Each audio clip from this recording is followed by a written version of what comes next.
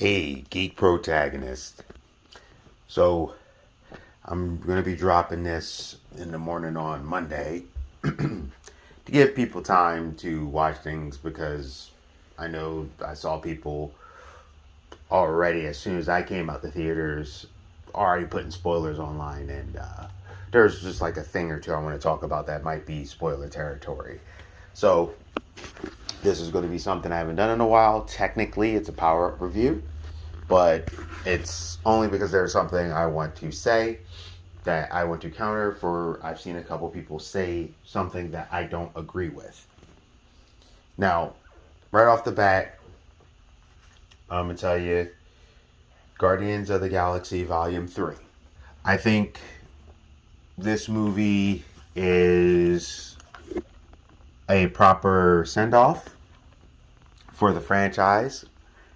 I am going to tell you now, if you are a person who is a animal lover, you care, you're like, hey, kids are awesome, everything, it's going to hit you a little hard. And I'm going to tell you that. But it's because, and some people seem to have it not understand this fully, the High Evolutionary is a very messy character. The changes that they did to the character, look-wise and stuff, actually works for the story of the film. I was curious on why they changed his look in the first place, because the High Evolutionary, usually wears like a helmet thing, and he's like red and white, and he's a, geneticist, whatever. And this one, it was a little different, but once you get through it, it makes sense. If you're like a comic fan, like, why do they do that? It actually really works for the story, in my opinion. This is definitely a Rocket-centric story about his backstory, but the thing is, it's not just about his story. And that's not a spoiler, because I know we've heard it, we've seen it, but it also does focus on everyone. Everybody gets their time to shine at some point in their different things. It was really cool to see from the holiday special to now where they're at, where nowhere is, like how it works, what's going on. Very action-packed. There is stuff in there. It's just like, I like the pacing. The reason why the story is what it is, why it becomes what it becomes, and how it gets to, like, why they have to go on this adventure. And I thought it was very good because they were able to do the pacing from people's like past and connecting what's forward, and I think they did it right. And like I said, there's going to be about 2 or 3 things I need to say, so just bear with me. If you've been a fan of the Guardians of the Galaxy movies, I personally think this was great. This was like the culmination of all of their adventures together, and who they are, what they are, how everything works. Like I said, everyone gets to shine. I love that where Gamora is, and how her and Nebula kind of almost changed places, but Gamora was still Gamora, but now you get to see Gamora in this time and what's going on here, and how they actually cope with the situation versus how Gamora copes with the situation. Because if by this point, if you haven't watched Endgame, I don't know what to tell you. But as you already know, this Gamora is a different Gamora. It's the same person, but in a different spot. And I liked how they did it because you got to really see, hey, this, without the Guardians, this is who Gamora becomes. And you actually see a lot of her character growth in this current thing, and it's different. And you see Star-Lord and what Star-Lord has to deal with now in this new version of his family and everything that's going on, where Drax and where everyone is. And everybody got their time to shine in different ways, and I love that. Every single character did. Now, Adam Warlock is throughout the film, but he's not the main antagonist. He's an extra kind of thing. He's an add-on. So if you're like, or you know, you're like, oh, Adam Warlock is the whole thing. He's not. He does have a purpose, and it does tie back into the High Evolutionary, like everything does. I think the story was deep. I think it was dark, as it needed to be, because it had its funny moments, but it also had its very sad moments. And you've seen the reactions when the Guardians saw things and stuff, and just the whole thing with Nebula and everything. And I really liked that every character showed who they were, and in their naivete, everything. Everybody showed who they were at this point. It was action packed.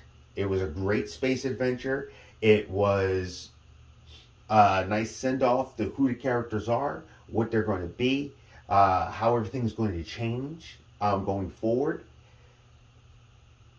Like I said, I know people around me, like who I was with. It didn't happen. I felt things. I felt a lot of things. I felt more emotional in this movie than I have in a long time with a Marvel film. I know there was people in the theaters that were actually crying, and I can understand. There are some scenes in there that hit you hard. Especially not, and funny part is, for me, it wasn't just Rocket's stuff that hit you hard because I knew about it and saw it.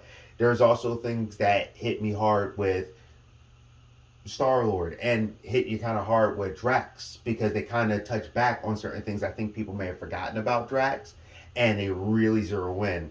Mantis, everyone. So it's like everybody, in my opinion, got their time to shine. Whether it was about one character or not, I think this was the best laid out characters all through. And I will say this right now. Now I'm going to give you my, my idea. One, this is the best movie since Spider-Man, No Way Home and Endgame that I've seen. That's been a movie in the theaters. And if it's just straight up MCU with no Sony, this is the best movie since Endgame. I actually felt like when I left it, I got that Marvel feeling again. Like back in Phase 1, Phase 2, Phase 3. But definitely Phase 1, Phase 2, where it was hard for me to go to sleep because I went really late. And it was hard for me to go to sleep because I was still pumped up. And it was like, wow, and I was reflecting on the movie and just how cool. And I love the fact that they were wearing the old school Guardians things from the outfits from the comics.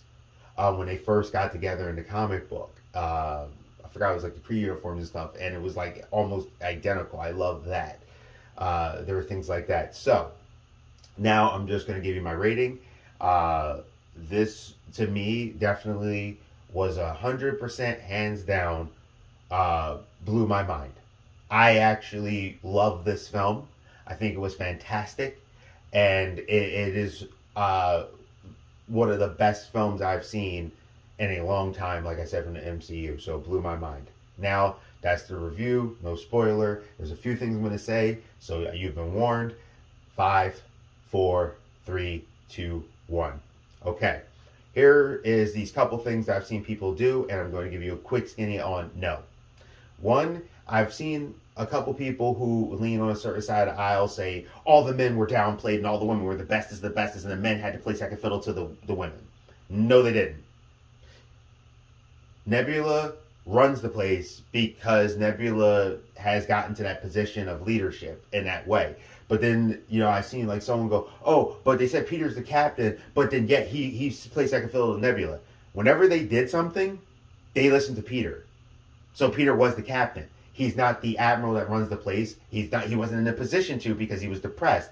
But when it comes to their adventures and the ships and stuff, they fell in line behind Peter. So I don't understand where people keep doing this. And also, too, they talk about, like I said, there's a couple people. I seen them talk about Drax. And they're like, well, they called Drax stupid. And it was like Nebula and Mantis. And why did they have to call him stupid? I get it. Man, bad. And I'm like, Drax is stupid.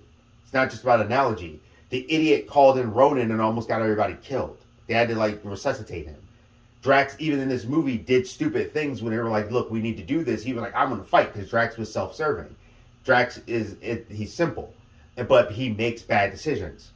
But it doesn't mean Drax is useless. And what they did was they actually played up Drax to do this, but once you found out what Drax was really good at, and they do something to show you that maybe he's not stupid, it's just he has his things he's good at, and they never took the time to find out until this film. So I don't agree with that. Mantis has actually been served to be kind of simplistic and stupid because Nebula also went after her too, and that was the thing that's funny. Nebula was coming at a lot of them, except for like Rocket and stuff, but these people seem to ignore that Nebula didn't just yell or go off on the men; she went off on the women too. She even went off on her sister. So this whole you're actually, because then they're like unlike Thor: Love and Thunder, it wasn't as bad. I'm like, no, you're trying to find something that's not there, because I can name anything you say the women were knocking the guys down. I can turn around and name where the men actually stood up to do stuff, and what you're saying doesn't make sense because Nebula also fell in line when Star-Lord did something. She was basically the second in command. She kind of took over Gamora's spot. The other thing is the people complaining about Adam Warlock. They already explained in the movie that he was pulled out too soon, and he's a newborn. And they're like, that's not my Adam Warlock. First off, he didn't have the Soul Stone, so he's going to be a little different. He was still powerful. He took a lot of damage and was able to recover very quickly. And it was kind of funny. Yes, they played him up for laughs, but also too, if you remember, he's a newborn, and just like in the comics, the original, he didn't start off this regal, all-powerful guy. He had to work his way up there. And I've seen a couple people go, look, this is my Adam Warlock, where he takes the Infinity Stones and puts them in there and wills them to himself from Nebula. And I'm like, yeah, well, go before that. He had to get there. He was still new. He's kind of learning everything. And he's slowly starting to become more because he's technically a newborn. So that means they left him room to grow so he can become that guy that we all know and love. Sometimes you need to accept that they have to start them at a starting point. So, to all the hardcore comic book fans, go back, reread the Infinity Saga trilogy when he's in there, and see that he always starts off, if he gets out early, one way, and he becomes another. So, they did him right. I think everything was fine. I don't have any complaints that I can think of or anything like that. So that's just me. Tell me what you think. Geek Protagonist, you stay safe, you stay healthy, you stay real. That's my review. Go see Guardians of the Galaxy. See ya. Oh, and one last thing before I sign off. There are people who are also doing this really nitpicky, stupid argument that James Gunn already addressed. Star-Lord did not have his mask or his rocket boots. But if you actually paid attention in the movie, instead of just, I got a rage because I don't think how things work. When everything went off and they had to go find to save Rocket, you notice they didn't stop to go, let me go make sure I got this, and let me make sure I got that, and let me make sure I got this, and let me make sure I got that. You're a dummy if you're complaining about that. There's a thing where Star-Lord does not have his space helmet, his awesome space helmet that I love, or his rocket boots. And even James Gunn said it, which I totally could see that. He left it because they were in such a rush to leave. They didn't bring a lot of gear. They just kind of hopped in the ship because they were in a medical emergency and they had to take off. And what happened is that when people because I seen some people complaining, all you do is carry in the back of his ear. He just clicks it and he just has it. And why wouldn't he have it on all the time? I'm like, if you haven't noticed, if you think about it, after the thing with Gamora, even in the holiday special, they haven't been having space adventures like that. They've been working in nowhere. It's kind of like that's part of his gear, but he doesn't really need it. Unlike people on Earth who can't seem to separate from their earphones. These people in space have more things that they deal with, and with them dealing with these things, they're not going to be exactly like us because they're too busy actually having life-threatening things happen and other life stuff versus us who can't seem to never have our earpieces too far away. So for Star-Lord, I mean, he has his music because his music makes, and even that, did you not pick up on that? Even with his Zune, he didn't have it. Rocky kept taking it because he was literally not holding on to anything because he was depressed about Gamora. So that complaint is also stupid. It was good for storytelling to give you a very dramatic situation that could have gotten him killed, but also, too, it showed how dire the situation was. They didn't really have all their stuff. So stop complaining. Just accept that it was awesome.